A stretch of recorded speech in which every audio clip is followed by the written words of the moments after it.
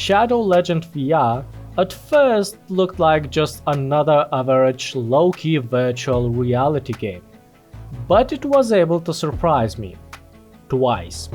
First, when I found out how good the gameplay was, and second, when I found out how bad the story was. In this video, without spoilers, I will tell you about the plot, game world design, progression, show you the combat, and what to do with cheese. The plot of this game is basic.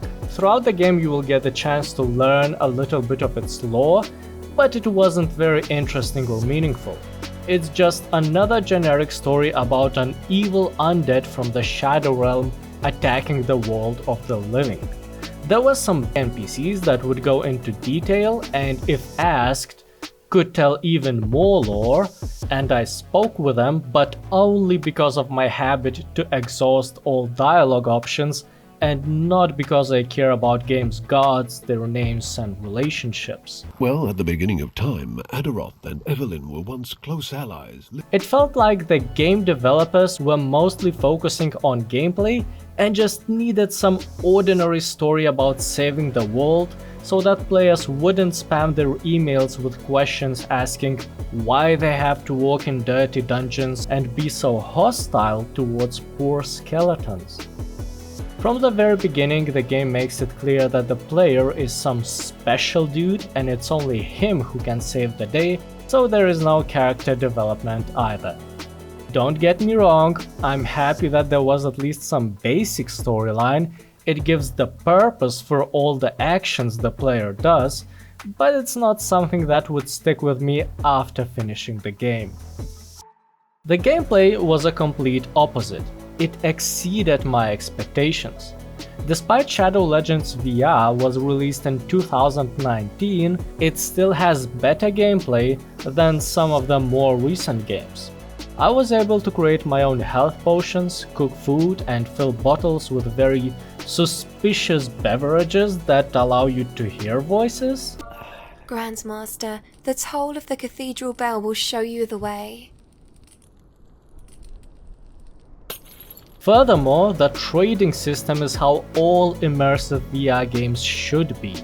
Not just some boring menu, but an interactive space where you can put things you want to sell from your inventory, collect the money, and have the ability to pick up and try weapons before buying them. There are also plenty of insignificant actions you can do, such as playing with a dog, feeding horses, picking up books, harassing the eagle, and fishing. And while some of these activities don't have a practical purpose, they help the players feel that they belong here. They are immersed in the game world. The combat was also surprisingly good. I was mostly afraid that it will be too simple and boring, where all you need to do is wiggle the hand. But it turned out that in order to stay alive in this game, I have to pay attention to enemies' attacks and react quickly to be able to deflect those attacks. Additionally, the controller's swing speed affects how much damage I did, and ranged weapons are not just point and shoot. They have to be reloaded, be it bow or magic stuff, and can be used defensively to destroy enemies' projectiles. But the most fun were boss encounters, especially since those are not very common in VR games. It's one thing to fight an oversized enemy on a flat screen monitor, where all you need to do is point the camera up, but it's a whole different feeling in virtual reality when you turn around and there's a massive beast walking right into you. Outside of the combat, the player collects runes, coins, and hearts of defeated monsters, which seems to be not so evil and heartless.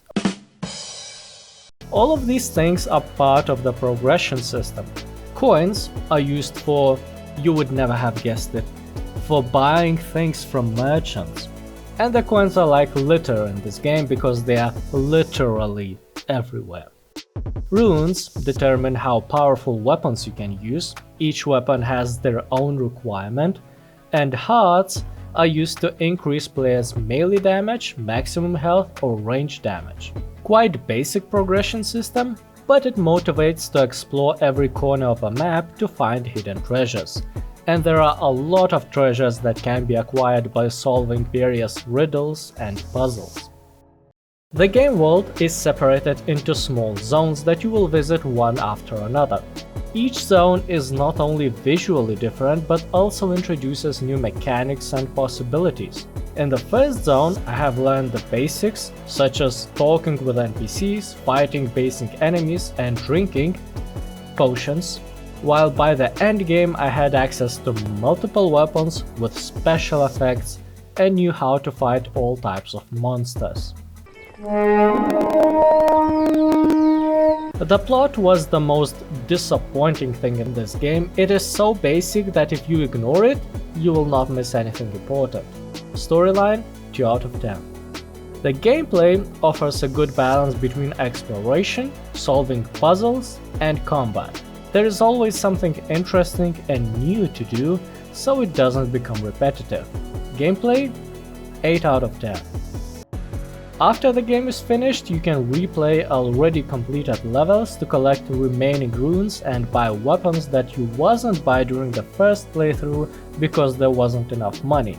But completing the same levels, even with new weapons, is not that exciting. Replayability, 2 out of 10. Thanks for watching, have a nice day, and eat more vegetables, at least in games.